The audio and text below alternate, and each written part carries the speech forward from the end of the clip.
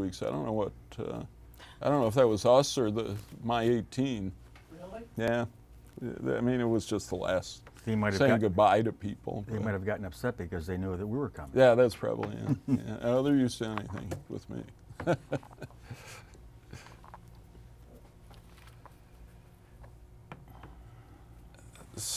Yeah, I think this is, what, maybe the 6th year that we've had a compensation law proposed. Six Michigan's a little Sixth behind time the times. Yeah, Six is it looking times. any better this year?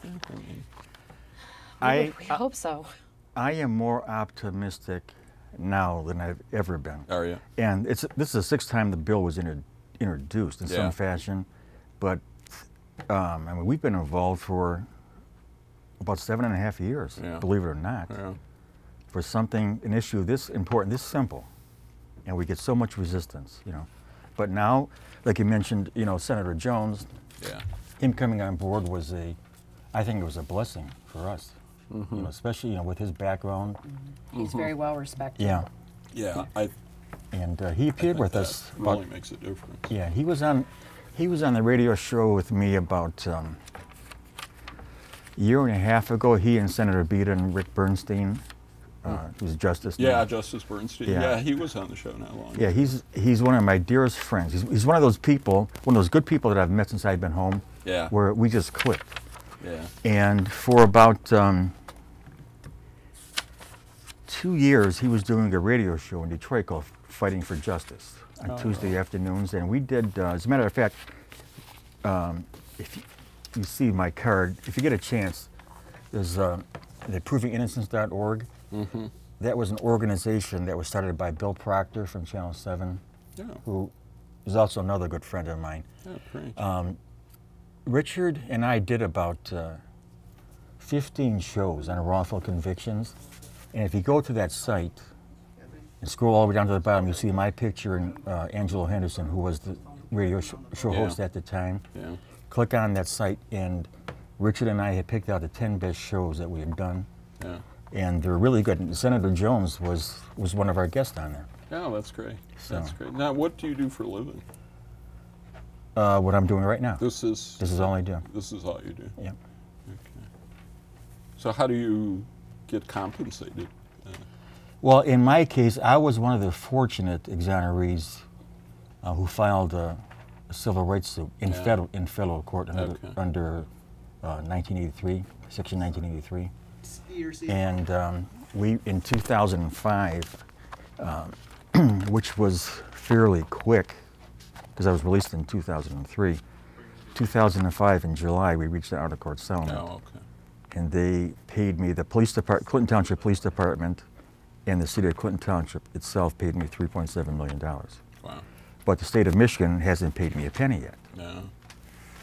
And one thing that I've been trying to, one point I've been trying to stress, because over the years, Burl, some Republicans have accused me of trying to double dip, okay? Mm-hmm. And I explained to them, look, I'm not trying to double dip anything, okay? Federal court and state court are two different venues. Mm-hmm. There's a different set of rules, different set of defendants, okay? But I made it very clear to them that the reason I want this bill to go through is because if you look at the first page of any court proceedings charging anyone with a felony, Mm-hmm. the language is standard. I just wanted to move it higher. As it was in my case, the people of the state of Michigan, plaintiff. The people of the state of Michigan, plaintiff, versus Kenneth Uncle, defendant. It's that simple. Mm-hmm. The state and its prosecutors bring the charges, they should hold first line of liability. And in the past, you know, when we've testified in front of the House Judiciary before, they agreed. I mean, they passed by 14-0 vote, you know. So I know we're hitting home, Yeah. you know. Right. We're getting closer. Yeah. Right.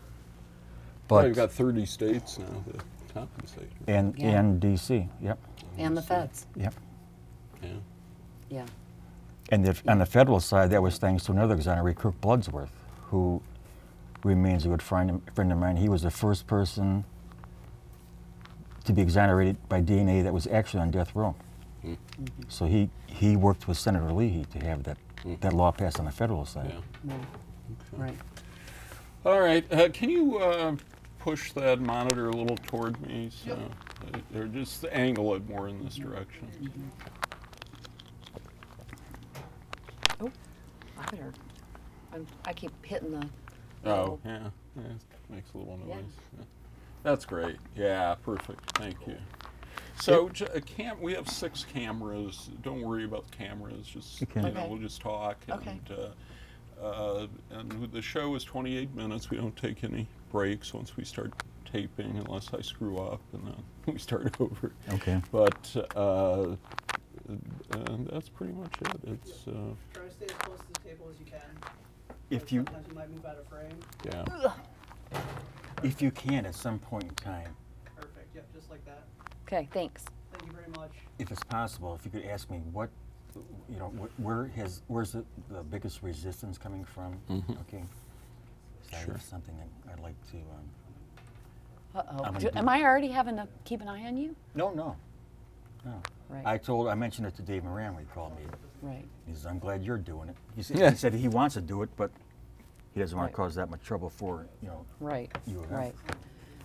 And you know, I'm happy to have a bigger focus on Ken. He's made the trip, and Okay. you can get me anytime. So Okay. my feelings won't be hurt. And I know when we first set this up, you were asking about the case that was in the Michigan Supreme Court. Right. And I mean, We should have time to touch on yeah, that. I mean that's up. I'm just saying Right. it's up to you, but I'm Okay. not. I don't. Thanks. How you long know. have you been the director? I've been I was the co-director, I think in 2004 or 5, maybe 6. Oh, okay. Yeah, and then I've been the director the last year. Okay. She was part of my case. Yeah. When, 5, Okay, 5. Okay. Here we Right. go. 4, 3, 2. Wrong mouse. Yeah. Too many mouses back here. 5, 4, 3, 2, 1. Good morning. Michigan is one of 20 states that doesn't compensate people for time they've served in prison after being wrongly convicted. There is reform in the air, and we're going to talk about that issue today with Marla Mitchell-Sashan, who is the director of the Innocence Project at Western Michigan University Thomas M. Cooley School of Law. They've created a mouthful there for us. And Kenneth Wyemko, who is one of the people that the Innocence Project has helped exonerate. Welcome to both of you. Thank you, bro. Thank you for having us. Yeah. Marla, I want to start with you. Walk us through the law here. What is exoneration versus pardon and other things that people can get when they've been convicted? Well, there's actually not a standard national definition of exoneration, if you can believe that. But I think that, you know, as lawyers, we have to look at, we'll use Ken's case as an example. Once someone's criminal charges are dismissed against them, whether it's before trial or after trial, that person is an innocent person. And so once you go back to square one, you are an innocent person, absent the state filing charges and proving each and every element of the crime beyond a reasonable doubt. So from a legal standpoint, that's what I would say innocence is. That's exoneration. Well, exoneration is a little bit different because exoneration relates specifically to someone who's been wrongfully convicted. Okay. And through a separate court process, their conviction has been set aside. Okay. And how can that be set aside? Well, in my work, my clinic focuses primarily on DNA cases. So what we do is we seek out cases in which we can locate and test material biological evidence that was collected at the time of trial, which will give us a window into some new information about the defendant's guilt. And again, in Ken's case, we were able to locate that evidence, have it tested, and several items of evidence excluded him as a contributor, and there was and pointed to another particular individual, and that evidence in and of itself proved Ken's innocence. Yeah, and Mr. Wyemko, you were convicted of rape in the 90s. 1994, I was convicted of 1 count of armed robbery, 1 count of B&E, and 15 counts of CSC1. It's rape in the first degree. And were you exonerated of all those crimes? Yes, I was. And how much time did you spend in prison, and where did you spend it? I spent just under 10 years in prison wrongfully. I was sentenced to serve 40 to 60 years by the trial judge. He had actually exceeded the sentencing guidelines because he told me that the reason he was going to exceed those guidelines was because I had failed to show remorse. And I told him, and this is all part of the record, Burl, I told him, Your Honor, I feel terrible for what happened to this woman. It shouldn't happen to anyone. But I can't show remorse for something I didn't do or have any knowledge of. And why were you arrested? You know, that's a good question, Burl. Where did this take place? The rape itself happened in Clinton Township, Michigan, okay, in 1994, April 30th of 1994. A woman was raped over a 3-hour period in her home after returning home from a party in downtown Detroit. Her husband was out of town for 8 days in Myrtle Beach golfing when this rape occurred. And as I said, this woman was raped over a 3-hour period. It was a brutal crime, you know, but she was all during her statements to the police report, during all the police reports rather, she was very consistent in everything that she said. Said that a man broke into her home and he was wearing a mask. And he had immediately blindfolded her with 2 pairs of her panties, had secured those panties with a pair of her pantyhose. And as I said, assaulted her over a 3-hour period. And then when the rape was over, he had tied her to the bed, stolen some money that she said she had laying on the kitchen counter, and took off. Well, she had managed to free herself, and she ran to her next-door neighbor's house to call the police. And when the police came, they asked her if she could help them with a composite drawing. And she, like I said, she was very clear. She said no, she couldn't. She never saw the guy's face. And at one point she said the only thing that she saw for a matter of about 2 seconds was that at one point this man's mask had risen above his chin. And she stated that the man had a deep cleft chin. She thought he was about 6'2" to 6'3", 230, 240 pounds, okay? And that was it. She was very, very consistent throughout the whole process of that ID, okay? Well, right after the rape happened, it was a big story in the Detroit Free Press, in the Detroit News, in the Macomb Daily, our local paper, and it had a composite in these articles. And I remember actually reading the articles in all 3 papers, you know. So 10 weeks go by, Burl. The rape happened on April 30th, 94. On July the 14th of 94, 10 weeks later, I'm laying in bed. It's about 8:30 in the morning. There's a knock on my front door.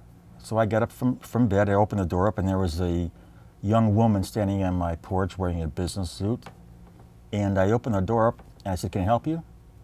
And she asked me if my name was Kenny. I said, "Yes, it is. What can I do for you?" Well, when I told her that my name was Kenny, she moved on the side. 4 plainclothes officers rushed in. They threw me down on the floor of my living room, handcuffed me behind my back, and they told me that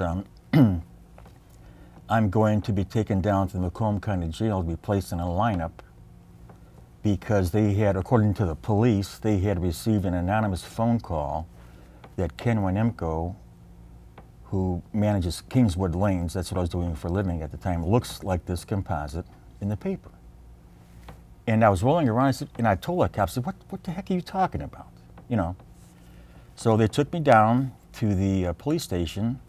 I had met that was the first opportunity I had to meet the 2 lead detectives, which but now refer them to defectives after we proved what they did to me, okay? I met with Detective Ostin, Thomas Ostin, and I asked him what was going on. He said, you know, he's 95% certain that I'm the person that raped this woman. And I looked at him and said, I'm 100% certain that you have the wrong guy. I don't know what you're talking about. And I had asked him to call an attorney. And he kind of chuckled. He says, Winemko, he's not going to allow me to call an attorney, but he told me that he would have one in the viewing room with the victim, and I could speak with him when the lineup is done. And again, I told him, I said, Detective Osteen, I don't know that much about the law. Back then I didn't because I'd never been in trouble before. I know the law now because I studied it every day for almost 10 years when I was locked up. And I told him I want to call an attorney. And his exact words to me was, Winemko, one way or another, your ass is going in that lineup. That's how cocky this officer was. So they put me in a lineup with 5 other guys. All 5 men had mustaches. I'd never had a mustache in my life. We had to say a phrase that the woman said was the perpetrator had used. It was, "What time does your husband come home?" The lineup was done, and one of the jail officers had opened the door for the 6 of us to walk out. Okay, and I approached the officers and I asked him if I could please speak with the attorney that Detective Osteen told me I could talk to. And he kind of grinned. He says, "Well, Kenny," he says, "he already left the building." I said, "How can that be? You just opened the door up 5 seconds ago, And when I was talking to him, Detective Osteen came down the hall, and I made the same request to him. I want to talk to the attorney that you told me, is going to be here. Is Kenny, everything's okay, you can go home. And they released me. So I went, I had to call my... So do you know at that point, can we assume you were not identified? That's what I assumed. Otherwise, they wouldn't have released me. Okay, that's exactly what I felt like, bro. I called my dad up to pick me up and take me back home. My dad was 76 years old at the time. I lost him. He passed away when I was still in prison. Went back to my house, and I wanted to go inside my home to take a shower because I had been sitting in the county jail for 4.5, 5 hours, and I could just feel my skin crawl. Well, when we pulled into my driveway, there was an unmarked police car sitting in front of my home. And as my dad and I got out to go inside my house, one of the detectives, who, as it turned out, ended up to be the detective in charge of the whole case, his name was Lieutenant Al Ernst. Okay. He came up to me and he said, "Winemko, where do you think you're going?" I said, "I'm going inside my home to take a shower. I feel filthy." And he told me, he was very clear, he says, "Kenny, you're not allowed to go inside your home. He's waiting for a search warrant." I said, "Look, I've done nothing wrong. I own this house. You're more than welcome to come inside with me. I have nothing to hide, but I'm going inside." Went to put my key in the door, and he pulled his pistol out and pointed at my head. He said, "Winemko, step away from the door." So my dad started shaking and crying, and I thought he was going to have a heart attack. I really did. So we went back to my parents' house. Okay, I took a shower there. We returned back home a few hours later, and the police had just destroyed my whole house. Looked like a tornado had gone through it. And they went so far, Burl, as they went into my refrigerator, and I had jars of pickles and peppers and olives and things like that. They took those jars out and they broke them on the floor of my kitchen. That's how arrogant these officers were. So my dad got upset, and I told him to go back home and I would stay up and put my house back in order, which I did. Next morning I got up, I had to go open up the bowling center. I went to the bank, and I went to Myers to replace the stuff that the cops had broke the day before. Well, when I came back home, I pulled in the driveway, and the 2 lead detectives pulled in behind me. And I got out of the car, and I was holding one bag of groceries in my arm, and the 2 detectives came out, and Osteen told me, "Winemko, drop that bag and put your hands on the roof of your car." And I looked at him and I said, "Why are you bothering me now?" I said, "I haven't done anything wrong." And during that conversation, 4 marked cars that came up, 2 pulled on my lawn, 2 on my neighbor's lawn. All the cops got out, and Osteen told me, he said, "Winemko, I'm telling you for the last time, drop that bag and put your hands on the roof of your car." And when he said it the second time, all the uniform officers pulled their pistols out, and I had about 10 guns aimed at me. Okay, so he handcuffed me behind my back, and he told me that I was under arrest again for this armed robbery and rape because I was identified in the lineup the day before. I said, "Look, I'm not the smartest guy in the world, but I'm not stupid." if someone would have identified me, number one, they would have been wrong, and number two, you guys would have never let me walk out of the building. It didn't make any sense to me. And that's when the detective made the statement that I'll never forget. He said, you know what, when I'm going to start calling you the $1 Million Man. Why? And I said, you want to tell me what that's supposed to mean? Because I don't have a clue. And his exact words were, quote unquote, he said, when by the time I get done effing with you, it's going to cost you $1 million to get your ass out of prison. What was the evidence they convicted you on? You know, really, there was no evidence. But I'll give you a number of things, okay? The woman said that she could not identify me, okay? She was very consistent, as I said. She got on the stand and testified that she was 100% positive that I'm the guy that raped her. There was a person from the Michigan State Police Crime Lab testified that there was hair and semen, pubic hairs and semen found in the bed of the victim. He testified that they did ABO blood type testing. They didn't do the DNA back then, even though it was available, okay? And the evidence that ultimately clearly was hidden by the police, which we proved after my release. The man from the State Police Crime Lab testified that the pubic hairs, the semen belonged to someone with type A blood. I'm type O. That ruled me out. He testified there were fingerprints found in the home that didn't belong to the victim, her husband, or to me. That ruled me out. Nothing ever linked me to the crime, physically. And the next major step, Burl, and this is a major problem in about 38% of the wrongful convictions, is the infamous jailhouse snitch.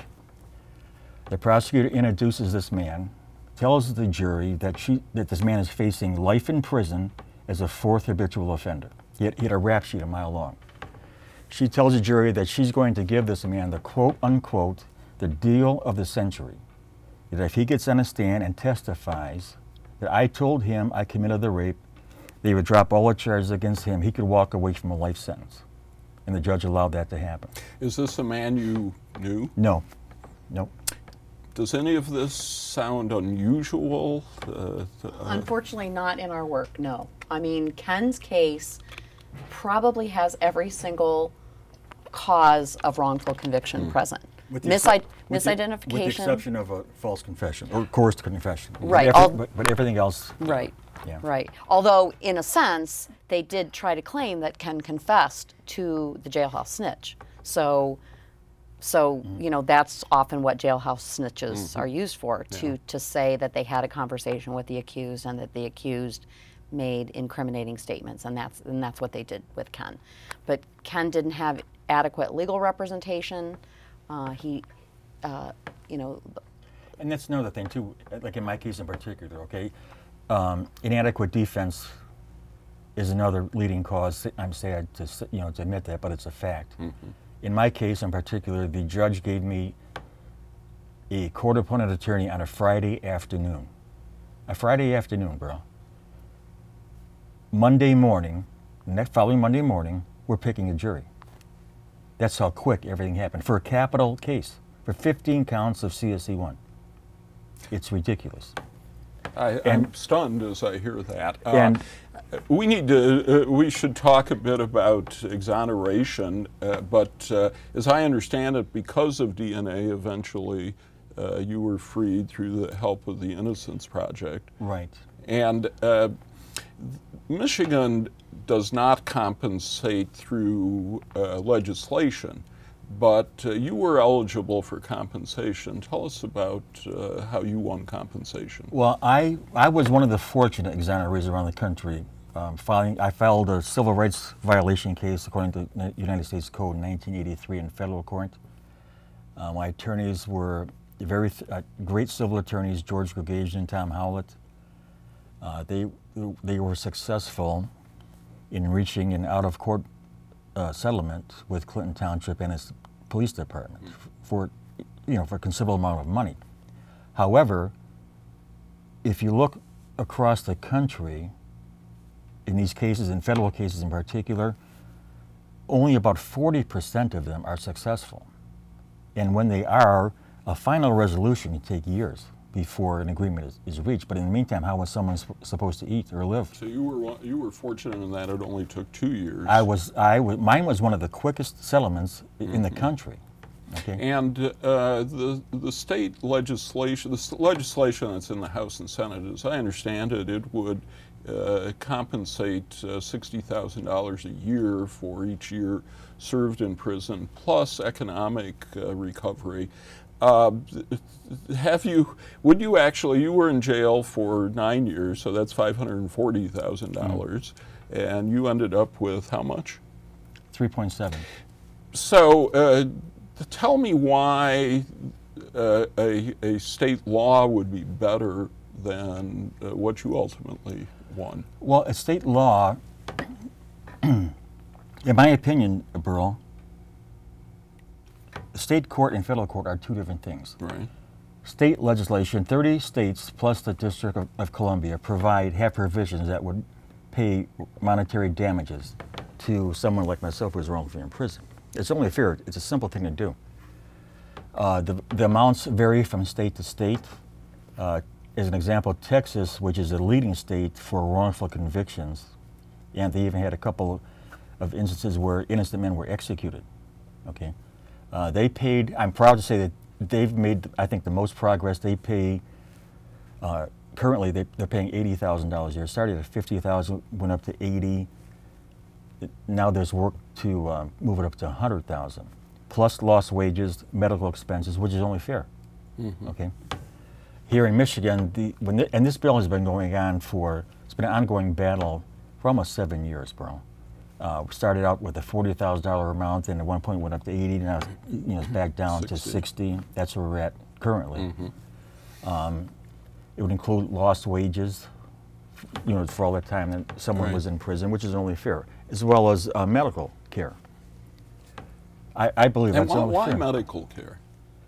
Well, I guess you'd have to, not you or anyone, would have to spend, I don't want to never see that happen. Right. You spend 10 or 20 years in prison for a crime that you didn't commit, and when you come out, you tell me if you think you would need psychological care or physical health care. Mm-hmm. That should be one of the significant problem, even for people who are paroled. Sure. Who are not in good health. And that's a good point, Marla, because currently in the state of Michigan, if someone was in prison and actually was guilty and they were released on parole, the state will provide them housing, job training, food stamps, money to buy clothes, okay, as they try to readjust to society. But someone like myself and my fellow exonerees are proven innocent, and we walk out the door, we don't get a penny. No. There are only a handful, relatively speaking, of people who have been exonerated in Michigan. There are only some 1,600 people nationally since I think the University of Michigan started keeping track. Where is the resistance? Because truly, when you put this against the state budget, this is nothing. Where is the biggest resistance coming from? I think there's a lot of misunderstanding. Okay, so even the discussion, because compensation has nothing to do with anyone's behavior, okay, which is what the federal lawsuit that Ken filed, okay, he sued local actors for wrongdoing, and they engaged in abuse of their power by threatening witnesses to testify against Ken. Essentially, false information was presented in Ken's trial. Prosecutors are absolutely immune in federal court from Section 1983 suits. Judges are absolutely immune. So it's rare that an individual who's wrongfully convicted is going to succeed in federal court, because you have to prove intentional misconduct, which, as someone's been in prison for 20 years, information is lost over time. Mm-hmm. The compensation laws across the country are they're to serve two important purposes. One is to acknowledge the wrongful conviction, because no one can ever give these men and women back what they've lost, no amount of money. So it's an acknowledgement that the state, as Ken said, the people of the state of Michigan are the individuals who, the state brought the charges. And secondly, that time lag. When a parolee gets out, he's going to get that immediate assistance. It's modest, but it's some assistance. Yeah. And these individuals who have been wrongfully convicted need assistance. They've lost so many things in their life. They've lost their family support. They've lost the jobs that they've had. They don't even have a state ID when they get out. Does the state do anything for exonerees? Nothing. So if you're paroled for a crime, you get some service. Right. But if you were wrongly convicted, the irony is astounding. What do you think is the biggest reason for resistance to this? Well, this has been a pet peeve of mine for a number of years, Burl. Okay. We all studied civics in school. Okay. Even going back to grade school. One of the biggest problems that we've been encountering the last few years is we're getting resistance from the Attorney General's office here in Michigan, which really bothers me. And before the current Attorney General? This has been, even when Mike Cox was still in office, and up until today, when, with Attorney General shooting. Right. They have been sticking their nose in during negotiations for language, and they keep trying to add some of their language in, take some of the language that was proposed out, which bothers me. And it bothers me, and it should bother everyone for this simple reason, Burl. The State House and the State Senate are responsible for writing the laws. It's plain and simple. The Attorney General has a job of enforcing the laws that are passed. Clear cut. Wouldn't you agree? It's clear cut. So, and if the Attorney General, someone from their office, is trying to interfere like that, add some language, take some language out, to me, what that says to me is they want to be police, judge, and jury at the same time. Yeah. That's not the way the law works. The House and the Senate pass the laws, the governor signs it, and Governor Snyder has offered his support on this, our behalf also. The Attorney General has no business. Now, you've been seeking this legislation for 7 years, but this year you have an important ally in a local senator, Rick Jones. Right. How'd that come about? I'm so proud to be given the opportunity to meet Senator Jones. I met him a number of years ago through, I was introduced to him by Senator Bita. Who's the main sponsor? Yeah, of he's the Senate been bill. been introducing this bill for a number of years, and we did. I got to meet Senator Jones about a year and a half ago on a radio program in Detroit, and I was so impressed that he was willing to support us, especially with his background. I mean, he's been in law enforcement for 31 years. That's someone, but I can't tell you how much I respect what he does and his stance, by coming forward to support us. That is an honest man.